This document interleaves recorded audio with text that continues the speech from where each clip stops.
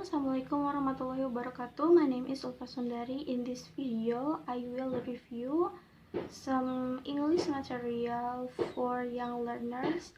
Jadi di sini aku udah bikin summary karena ada beberapa kata kunci yang mesti aku ingat. Dan langsung aja kita ke materinya. Oke, pada materi yang pertama ada teaching listening to young learners. Jadi di sini anak-anak diajarkan untuk mendengarkan dalam bahasa Inggris, kalimat-kalimat atau kata dalam bahasa Inggris untuk menambah kosakatanya. Nah, kemudian di sini dijelaskan perbedaan antara listening and hearing. Nah, kalau misalnya listening yaitu kegiatan mendengarkan dengan memerlukan kefokusan untuk mencerna dan memahami apa yang kita dengar. Kemudian listening ini mengacu pada pemahaman akan belajar. Nah, kemudian kalau misalnya hearing yaitu kegiatan mendengarkan seperti biasanya. Nah, di sini juga diterangkan bahwa listening is one of four language skill, yaitu yang pertama ada listening, reading, writing, kemudian speaking. Nah, pada awalnya itu anak-anak akan mendengarkan apa yang mereka dengar, kemudian anak-anak akan belajar menulis, membaca, kemudian berbicara. Nah, di sini juga ada yang namanya learning channels. Yang pertama ada auditory, visual, sama tactile. Nah, learning channel ini pembelajaran yang memfokuskan pada yang pertama ada auditory yaitu kegiatan mendengarkan, kemudian ada visual kegiatan belajar dengan fokus pada penglihatan, kemudian ada tactile atau yang disebut juga pembelajaran yang menggunakan kegiatan fisik motorik atau gerakan. Nah, kemudian ada yang namanya TPR atau total physical response.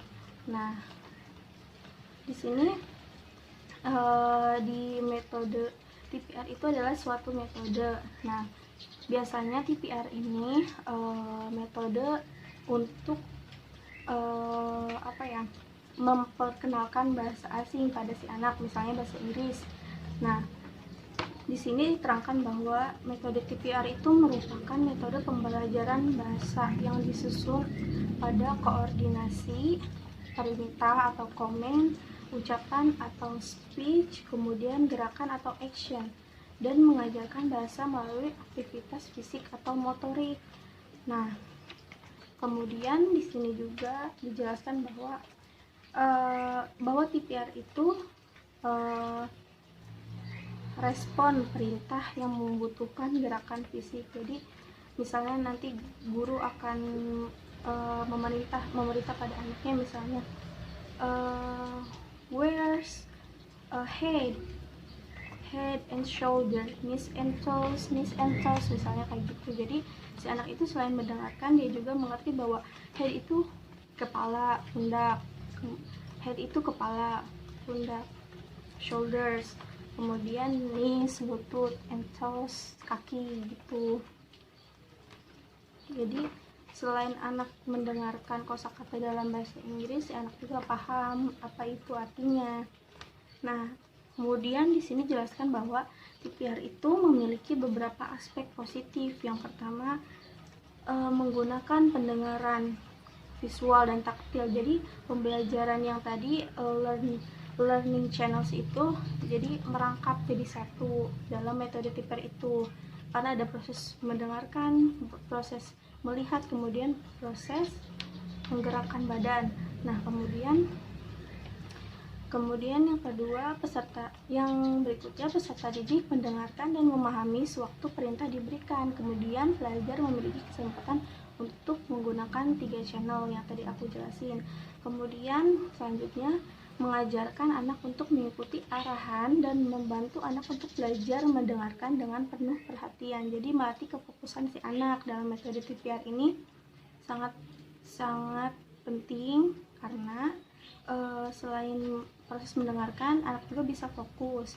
Kemudian dalam mengikuti developmentally appropriate, anak-anak diperkenankan untuk mendengarkan dan memilih ketika mereka merasa nyaman untuk mulai berbicara. Jadi ada proses di sini yang namanya developmentally appropriate.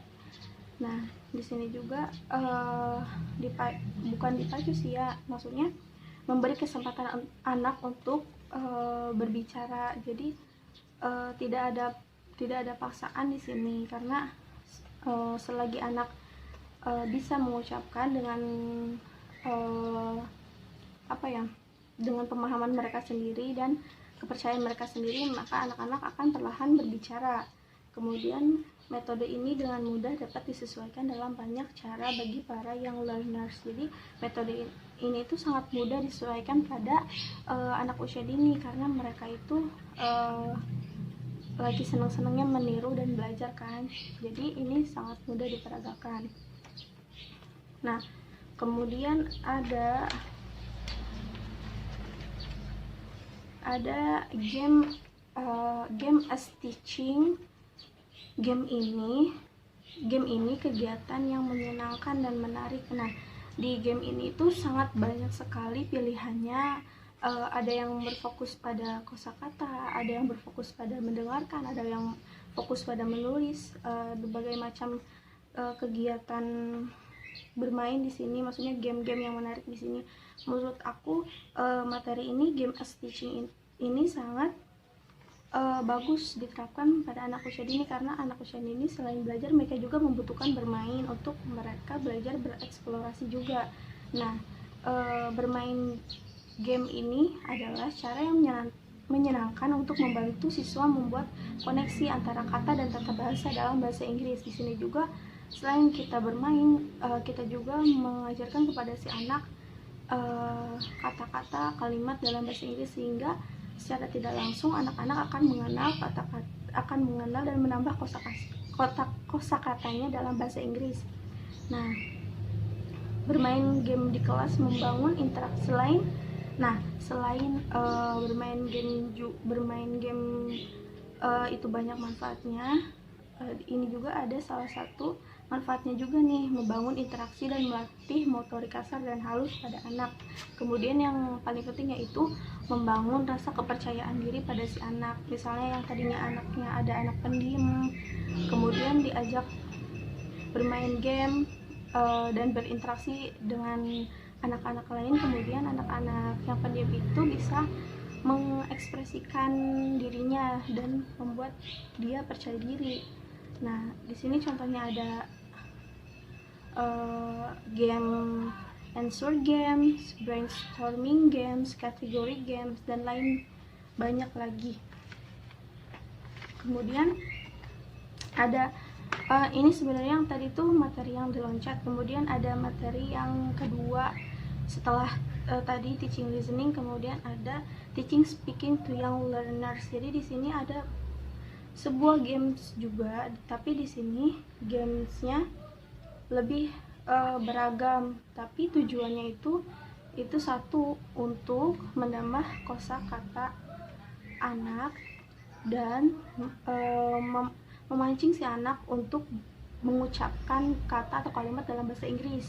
Nah, situ ada misalnya ada game drill, puppet, using puppet to introduce dialogue, kemudian ada fishbowl, tongue twister, song, rhymes, chant, dan lain sebagainya.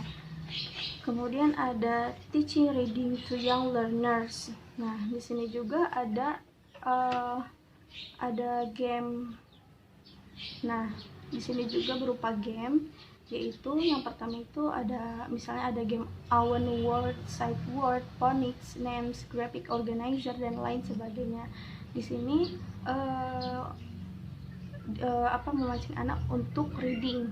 Kan di sini teaching reading to young learners, berarti memacu si anak untuk membaca atau mengeja dalam bahasa Inggris.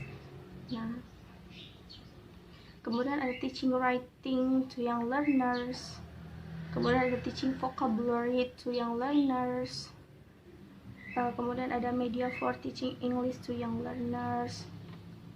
Di sini ada media kayak misalnya Misalnya ada tipe media nih, ada media audio, ada media visual, ada media audio visual. Kalau misalnya media audio itu misalnya ada tape recorder, kaset, recorder radio dan sebagainya. Nah kalau media visual itu ada book atau poster, ada juga pop-up, big books dan lain sebagainya. Kemudian ada audio visual, ada video, kemudian komputer. Nah selanjutnya ada songs as teaching resources. Di sini lagu sebagai sumber belajar, karena si anak itu sangat senang sekali bernyanyi. Kemudian bernyanyi juga adalah salah satu metode untuk membantu si anak mengingat kata-kata atau kosakata dalam bahasa Inggris. Ini juga dapat membantu si anak untuk mengucapkan dalam nada. Jadi selain kita bernyanyi, anak-anak juga bisa menyerap kosakata yang mereka dengar. Nah, mungkin itu aja yang bisa saya jelaskan. Terima kasih. Wassalamualaikum warahmatullahi wabarakatuh. Bye.